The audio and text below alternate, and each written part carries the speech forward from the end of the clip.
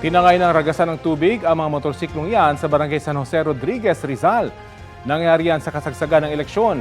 Kwento ng kumuha ng video, nakaparada sa harap ng Rodriguez Heights Elementary School ang mga motorsiklong inanod. Ayon sa Pag-asa, thunderstorm ang dahilan ng biglang buhos ng ulan sa lugar noong Lunes. Arestado ang 2 lalaki sa Marikina dahil umano sa pagbebenta ng iligal na droga. Todo tanggi ang mga suspect na dati nang nakulong sa parehong asunto. Ang mainit na balita hatid ni EJ Gomez, exclusive.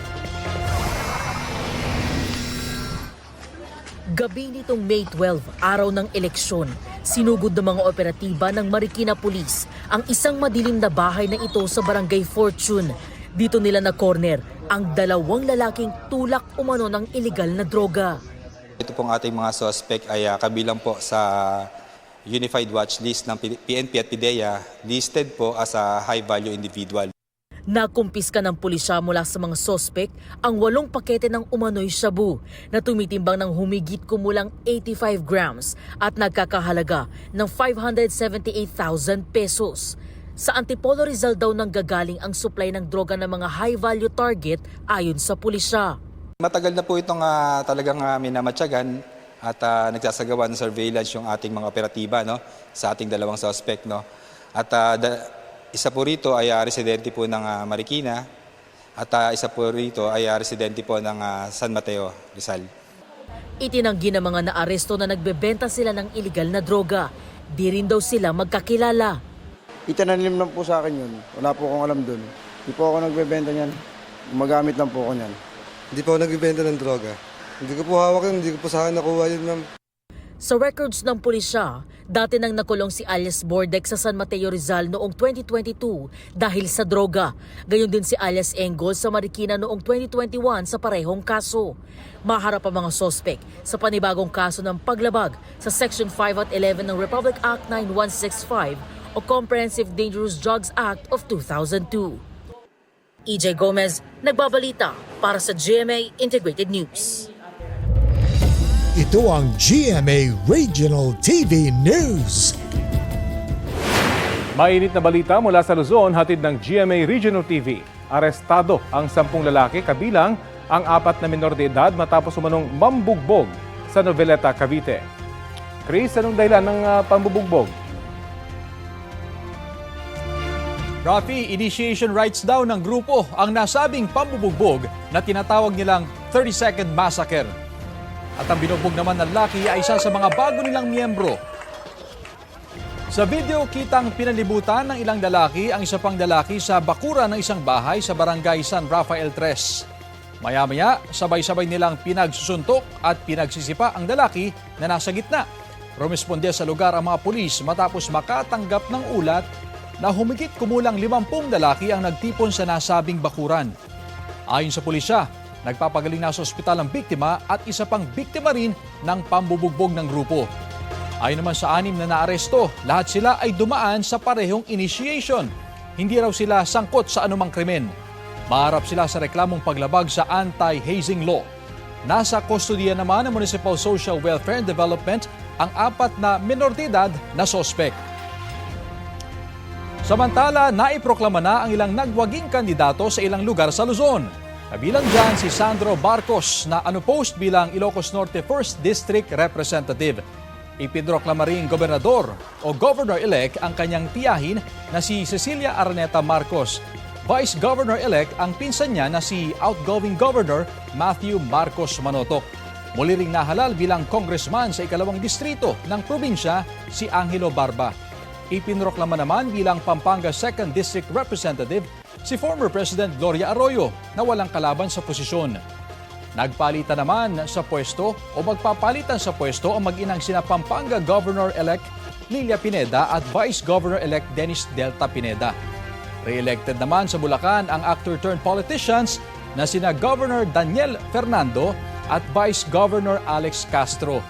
Ipinroklama naman bilang gobernador si Cavite o ng Cavite si Abeng Remulla. Vice Governor si Ram Revilla Bautista.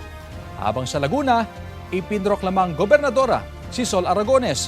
Vice Governor-elect ang abogadong si J.M. Karait. Nagbabalik sa pagiging gobernadora ng Batangas si Vilma Santos Recto.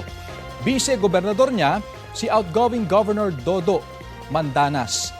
Ipinroklama naman na congressman ang anak ni Vilma na si Ryan Christian Recto sa ika-6 na distrito ng Batangas.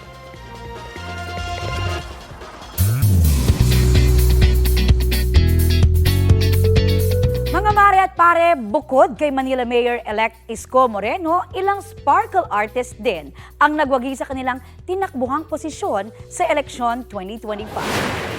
Kabilang dyan ang anak ni Isko na si sparkle actor Joaquin Domagoso na wagi bilang Manila 1st District Councilor. Isa pang sparkle star, si Jason Abalos wagi naman bilang board member ng 2nd District ng Nueva Ecija.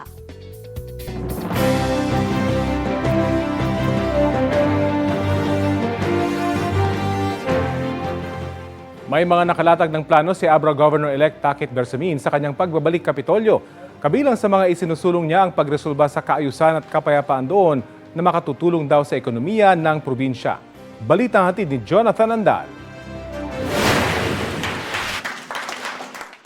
Balik Kapitolyo ng Abra ang mga Bersamin. Nagbabalik gobernador si Takit Bersamin. Ang kapatid na Executive Secretary Lucas Bersamin. Vice-gobernador naman ang kanyang pamangking si Ann Bersamin. Landslide ang pagkapanalo ng magtsuhing Bersamin laban sa mother and son tandem na sina Joy at Kiko Bernos. Isa sa unang ginawa ni Governor-elect Bersamin, tawagan si Baguio City Mayor Benjamin Magalong para magpatulong na maayos ang peace and order sa Abra na may kasaysayan na ng karahasan at patayan. Tulong mo kami, Benji. Ikaw nagpatinong Abra noong 2013. Yes, sabi niya. Si Magalong kasi ang dating hepe ng PNP Cordillera Region na nagpatahimik daw sa Abra noon at ngayon pinuno ng Cordillera Regional Peace and Order Council. Sabi ni Bersamin, kapag naayos na ang seguridad sa Abra, mapapalakas na nila ang turismo rito para sa ekonomiya. Plano rin daw niyang gawing tertiary level hospital ang kanilang provincial hospital sa kanyang unang taon para hindi na raw dumarayo sa Ilocos ang mga Abrenyong nagpapagamot. Ang nanalo namang kongresista ng Lone District ng Abra na si JB Bernos, nakalyado rin ng mga Bersamin, magpapatulong daw kay Executive Secretary Bersamin para mapaunlad ang Abra. Kahit may barila noong botohan malapit sa isang voting center sa Bangged, na ikinasugat ng dalawa, generally peaceful pa rin ang turing ng Abra Police sa eleksyon sa probinsya. Natapos ang eleksyon dito sa Abra na may mataas na voter turnout, 91%. Ibig sabihin, 9 sa bawat 10 rehistradong Abreño bumoto ngayong eleksyon 2025. Jonathan Nandal, nagbabalita para sa GMA Integrated News. Hindi pa ipinoproklama ang dalawang nanalong kandidato sa lokal na posisyon dahil sa suspension of proclamation ng COMELEC. Isa na riyan si Marikina Mayor Marcy Teodoro na nangunguna bilang 1st District Representative. Suspendido rin ang proclamation ng isa sa mga nanalong konsehal ng ikalawang distrito ng Maynila na si Darwin Sia. Sinuspindi ang kanilang proclamation habang hinihintay pa ang resolusyon na nakabinbin nilang kaso sa COMELEC Anbang. Bukod sa kanila, may 17 iba pang kandidato ang inisyuhan din ng suspension of proclamation. Ito na ang mabibilis na balita. Nagkarambola ang 4 na sasakyan sa tunnel ng EDSA Quezon Avenue. Kwento ng nakabanggang bus driver, hindi niya napansin na nakatigil ang dalawang UV Express, kaya niya ito nabangga. Nadamay rin ang isang motorsiklo. 6 ang sugatan ayon sa MMDA. Hinarang ang isang pasahero sa Ninoy Aquino International Airport Terminal 1 dahil sa nakita sa kanyang check-in baggage. Ayon sa Office for Transportation Security, nakita ang isang hugis baril na gamit sa bagahe ng pasahero. Ipinatawag siya para sa manual inspection at doon na nalaman na isa pala itong laruan. Kinumpiska ang laruan at itinurn over sa pulisya. Pinayagan pa rin naman siyang makabiyahe.